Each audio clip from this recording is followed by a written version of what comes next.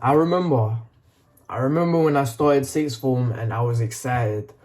I was gassed. I was finally moving on from GCSEs.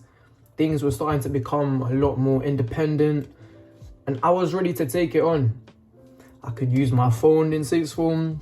I didn't have to sit there for 6 periods. I'd have some supervised, some frees, and I was feeling good. And let me not lie to you, yeah, those aspects were there. I was feeling great, but I've learnt a lot during my time in year 12. I'm currently going into year 13, if you don't already know me. And I just want to share these experiences with you, these lessons that I've learned that I think you should take on board when you're starting your sixth form journey. And it will help you. Like, it's not as simple as it seems. Like, yeah, everyone tells you the workload will be harder. That's all expected. But there's stuff that people don't tell you. Stuff that I didn't encounter when I was about to start sixth form. So I'm here to share these with you. And I hope you enjoy the video. Make sure you like and subscribe. Hit the notification bell. And stay tuned. I got to sixth form on my first day.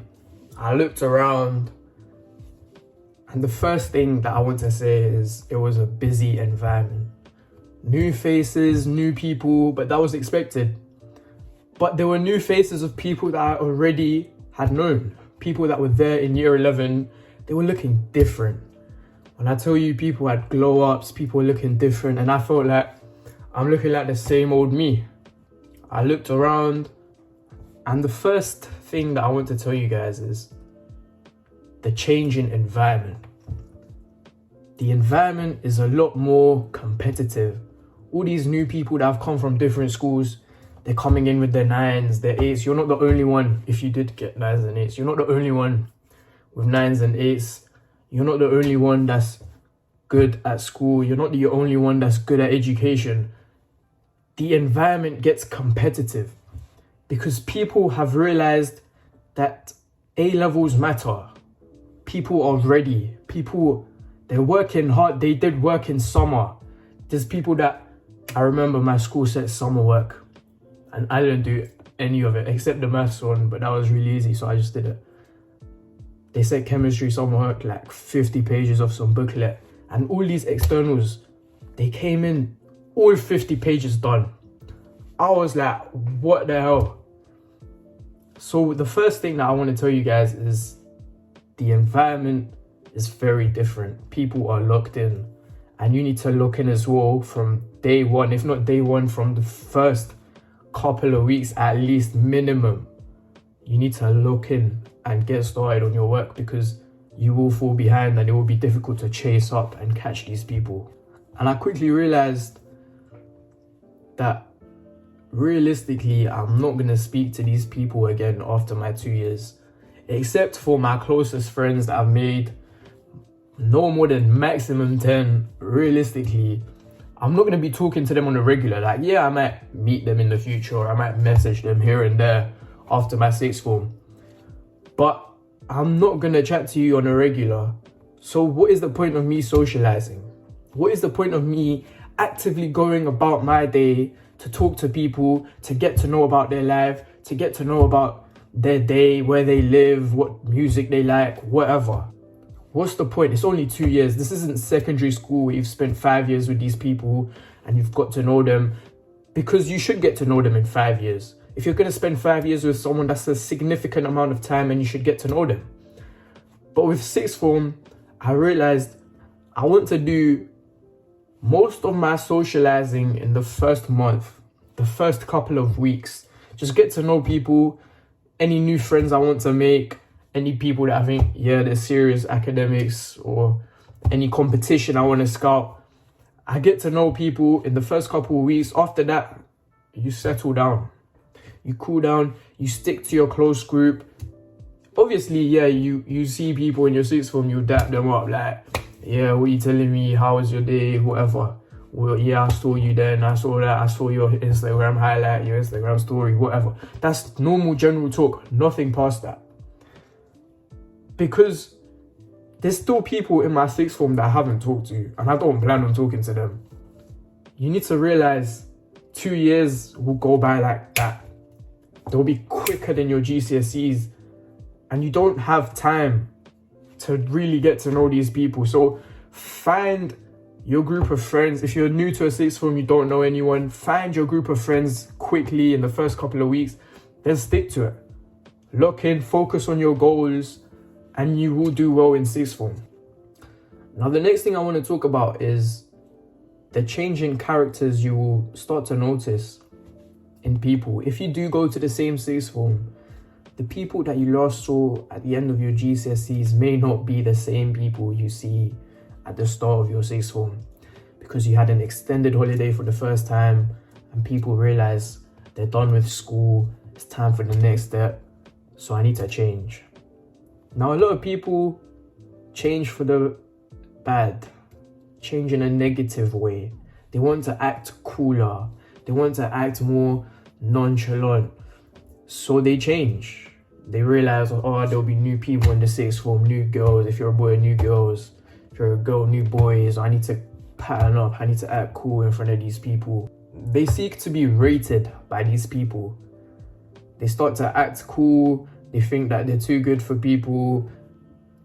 But some people change for the good. Some people may become more social, in the sense that they're nicer, their personality may change.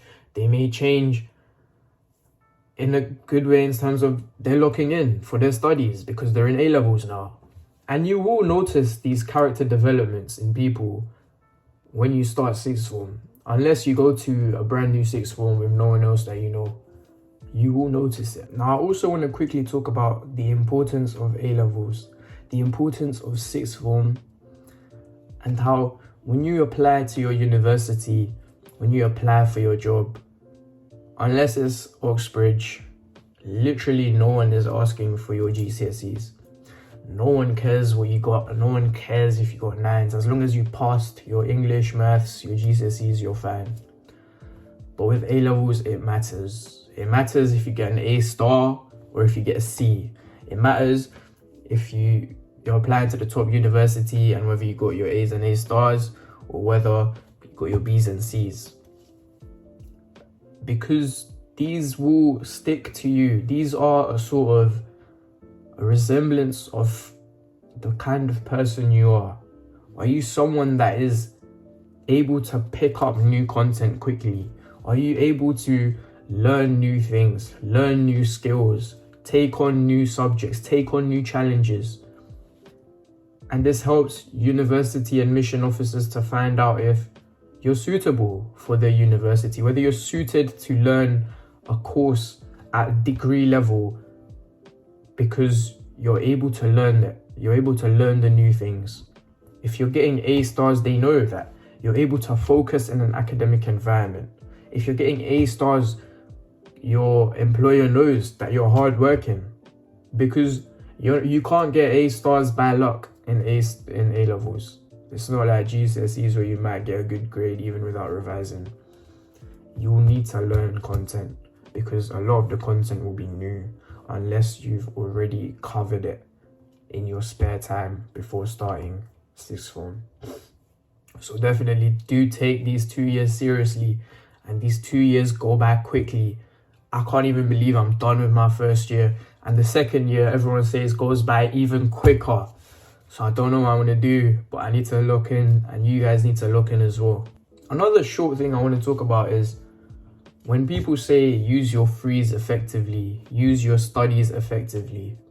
I agree to an extent.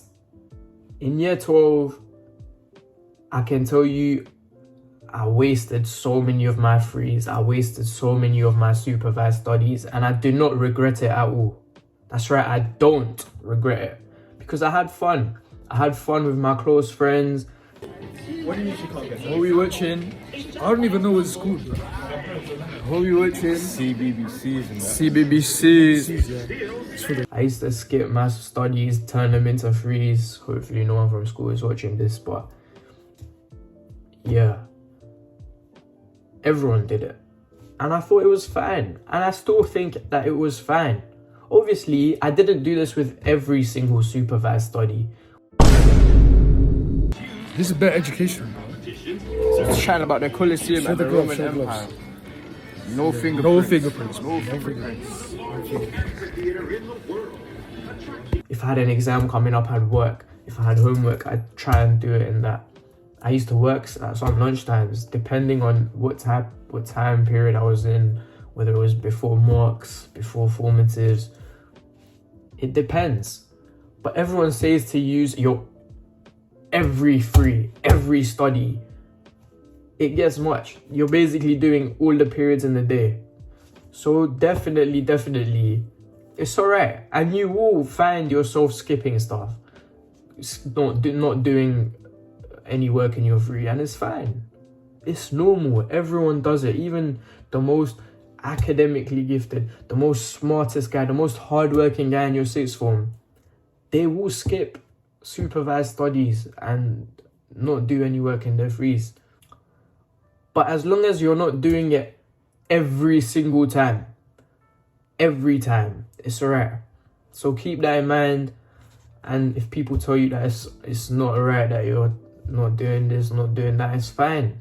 Because realistically, you know what kind of person you are, you know how much work you need to put in, and you will be the one that gets the results. So you need to hold yourself accountable. If you've skipped too many frees, you need to tell yourself, if you skipped too many studies, you need to tell yourself, that's it. I need to do some work now. So in this study, I will actually do work. In this free period, I will actually do work. And this way, you're holding yourself accountable and you will do well in your sixth form journey. Lastly, I want to talk about cost. Manage your money well. Before sixth form, I was probably spending £1 a week. I was probably spending no more than £10 in a month. Because food, I didn't have to worry too much. Like the canteen food was there, like my parents used to top it up, whatever. But with sixth form, you're allowed out at lunch now. My sixth form did. There's more options in the canteen.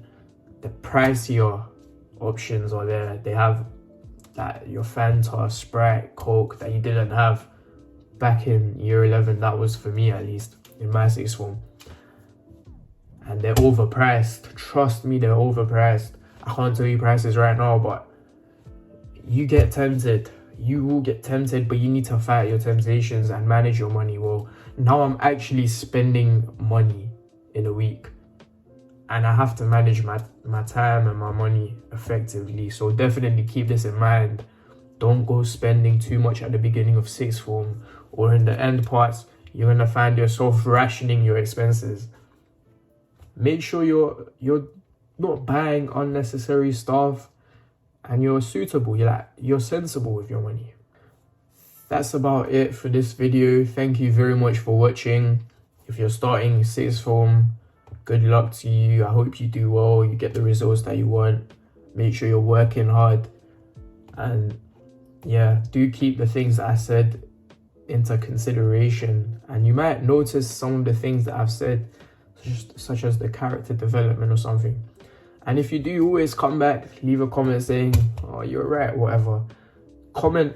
I love when I get comments. It helps with the engagement. Please like the video, subscribe, and share the video with anyone. You have friends that are starting sixth form, tell them, share it with them, tell them not to change in a bad way. And yeah, thank you very much for watching.